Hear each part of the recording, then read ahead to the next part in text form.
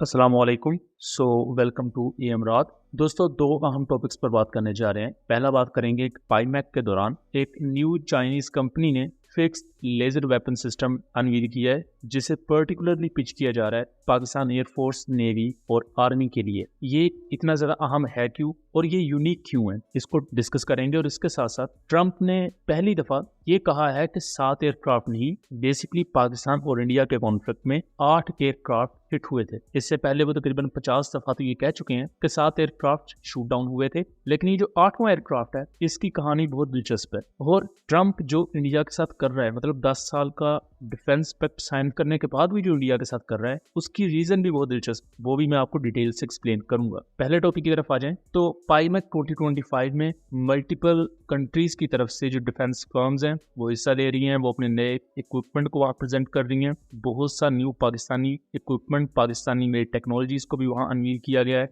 जिसको हम बहुत जल्दी इंशाल्लाह कवर करेंगे, क्योंकि दरमियान में और भी बहुत से टॉपिक्स आ गए थे। यहाँ चाइनीज कंपनी पॉलयान की तरफ से fixed laser anti drone system को अनवील किया गया है। ये बेसिकली 3 किलोवाट का लेजर वेपन सिस्टम है, और ये दूसरे लेजर वेपन सिस्टम से इस तरह मुख्तलिफ है कि नॉर्मल लेजर वेपन सिस्टम्स में आपको 2 व्हीकल्स एटलीस्ट नजर आएंगी। एक वो व्हीकल होती है जिस पर रेडार और जो एनर्जी प्रोजेक्टर होता है, ये जिसे लेजर वेपन सिस्टम कह दिया जाता है पर्टिकुलर, वो रखा होता है, और दूसरी व्हीकल पर उसकी बैटरी या उसका एनर्जी स्टोरेज मॉड्यूल रखा होता है। तो 2 व्हीकल्स को एक ही साथ मूव करना पड़ता है। इसे पर्टिकुलरली नाम दिया गया है fixed laser anti drone system का, यानी कि ये एक ही व्हीकल है। नॉर्मल टोयोटा हिलक्स का डाला, जो कि पाकिस्तान आर्मी और दूसरी सर्विसेज में बहुतात से मौजूद है। इन्हीं व्हीकल्स पर पाकिस्तान ने अपनी मशीन गन्स भी इंटीग्रेट की हुई हैं। इन्हीं पर जैमर्स भी बहुत से इंटेलिजेंस बेस्ड ऑपरेशंस में इंटीग्रेटेड देखे गए हैं। पाकिस्तान ने जो रिसेंटली अपना मोटर सिस्टम अनवील किया, वो भी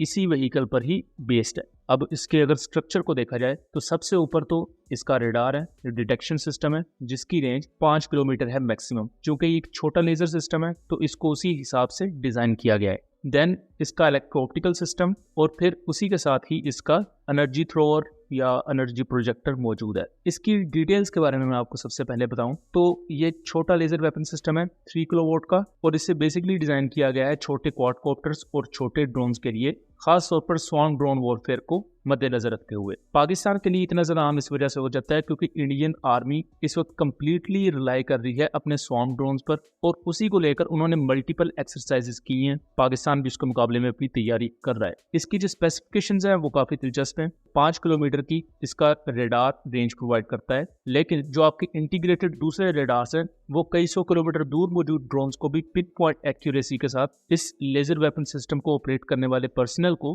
बता सकते हैं, जिसकी वजह से सिचुएशनल अवेयरनेस और ज़्यादा बढ़ जाएगी। फिर जो इसकी इंगेजिंग रेंज है वो 1.5 से 2 किलोमीटर है, जो कि स्वार्म ड्रोन वॉरफेयर के कॉन्टेक्स्ट में मोर देन इनफ है, और एक ड्रोन को शूट डाउन करने के लिए 6 सेकंड से कम का टाइम लगता है। और अगर आपने इसके लिए मैन पैड्स यूज़ करने हो तो वो 0 पॉइंट कुछ बिलियन डॉलर्स का होगा, लेकिन ये जो शॉट है ये कुछ डॉलर्स में ही आपको एक ड्रोन शूट डाउन करके दे देगा। इसके साथ साथ इसका एनर्जी प्रोजेक्टर 360 डिग्री की कवरेज प्रोवाइड करता है। इसका एक अपग्रेडेड वेरिएंट भी इस वक्त डेवलपमेंट में है जो 10 किलोवाट का होगा, और वो शॉर्ट टू मीडियम रेंजेस पर आने वाले सबसोनिक क्रूज मिसाइल्स को भी डिटेक्ट कर सकेगा। इसका सबसे ज़्यादा जो बड़ा यूज़ होगा वो ना सिर्फ इंडिया के स्वार्म ड्रोन वॉरफेयर टैक्टिक्स के खिलाफ, बल्कि उसके साथ साथ जो पाकिस्तान का वेस्टर्न फ्रंट है, जहां हमने बलोचिस्तान और केपीके के मल्टीपल एरियाज में देखा कि टीटीपी और बीएलए क्वाडकॉप्टर्स को यूज़ कर रहे हैं, और उन्हीं क्वाडकॉप्टर से ना सिर्फ उन्होंने मिलिट्री, पुलिस और दूसरी सर्विसेज को अटैक किया, बल्कि इवन इन्हीं अटैक्स में मल्टीपल सिविलियंस की कैजुअलिटीज प्लस इंजरीज भी हुई। तो उनके खिलाफ भी ये लेजर वेपन सिस्टम यूज किया जा सकता है, बिकॉज इसकी जो व्हीकल है वो ऑलरेडी पाकिस्तान में बनती है। पाकिस्तान बहुत बड़ी तादाद में उन्हें यूज करता है, और जो लेजर वेपन सिस्टम है वो फिक्स्ड है, एक ही व्हीकल पर है। आपको सेपरेट उसके लिए इंफ्रास्ट्रक्चर साथ लेकर जाने की जरूरत नहीं है। बट अभी ये एक प्रपोजल है, इसे नेवी, एयरफोर्स और आर्मी तीनों के लिए पिच किया गया है। अब हम दूसरे टॉपिक पर आ जाते हैं। ट्रंप ने अपनी एक रिसेंट स्पीच में यह कहा है कि पाकिस्तान और इंडिया के कॉन्फ्लिक्ट में 8 एयरक्राफ्ट हिट हुए थे, 7 कंप्लीटली शूट डाउन हो गए हवा में। 8वें एयरक्राफ्ट को मिसाइल ने हिट किया, लेकिन वो बैडली डैमेज हुआ, यानी कि इतना ज्यादा डैमेज हो गया कि उसे रिपेयर करने में भी कई साल लग जाएंगे, या रिपेयर वो हो ही नहीं सकता। Pakistan and India, you know, I was in the midst of a trade deal with both of them. And then I read on the front page of a certain newspaper, I said, I don't know, mention the newspaper because it's usually fake news. but I heard they're going to war. 8 planes, 7 planes were shot down. An 8th was really badly wounded. But 8 planes were shot down essentially. And I said, this is war. And they were going at it. ये चीज Trump ने पहली दफा कही है। अगर आपको याद हो, पाकिस्तान ने 7 एयरक्राफ्ट कंफर्म किए थे। लेटर ऑन एलन वॉन्स ने ये बताया कि जब उसकी पाकिस्तानी एयर चीफ से मुलाकात हुई तो 8वां जेट यानी कि जो राफेल है, इन टोटल 8वां एयरक्राफ्ट वो कंफर्म किया था पाकिस्तानी एयर चीफ ने कि उसको भी PL-15 हिट हुआ है। बट जो ट्रंप का बयान है उसको अगर देखा जाए, और अगर आपको याद हो तो पाकिस्तान ने 4 राफेल जो हिट किए थे उनके टेल नंबर्स भी बता दिए थे कि एक BS-001 है, दूसरा एयरक्राफ्ट BS-021 है, थर्ड राफेल BS-022 है एंड फोर्थ राफेल BS-027 है। यानी कि टेल नंबर्स दिखा दिए थे। और इंडिया आज तक अपनी सारी की सारी राफेल एयरक्राफ्ट की इन्वेंट्री, जिसमें वो क्लेम करते हैं कि जी एक राफेल क्रैश हो गया तो बाकी 35 हमारे पास मौजूद है, वो आज तक 35 एयरक्राफ्ट नहीं दिखा सके। ये पॉसिबल है कि जो दूसरे एयरक्राफ्ट हैं उन पर पाकिस्तानी क्लेम नंबर्स दोबारा से पेंट करके दिखा दें कि ये जी हमारे पास जहाज मौजूद है। ट्रंप को अगर आप गौर से देखें तो उस बंदे ने इतना कुछ जलील किया इंडियन एयरफोर्स को, मतलब कि इंडिया ने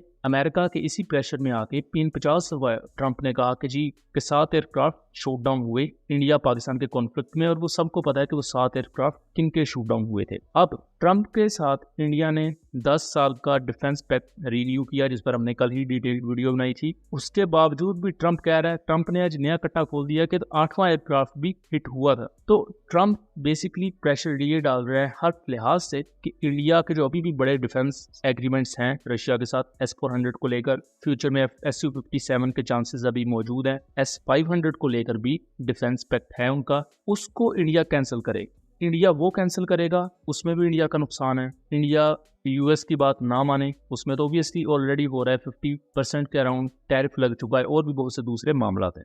Embarrassing for Mr. Modi to be preempted by Trump and to be shown up as somebody who has compromised under pressure from Trump. It is pretty clear that he and his government could not sustain the pressure that came from President Trump. India's long-standing ideal that any crisis with Pakistan, any issue with Pakistan, is a bilateral issue and should not be internationalized, should not go into global discussion. That has been negated. So दोस्तों, ये था एक analysis. उम्मीद करता हूँ चीज़ें clear रही होंगी। वीडियो पसंद आई हो तो इसे ज़्यादा से ज़्यादा शेयर कीजिएगा ताकि इस तरह की मज़ीद इन्फॉर्मेटिव वीडियोस हम आपके लिए लेकर आ सकें। मिलेंगे अगली वीडियो में, तब तक के लिए अल्लाह हाफिज़।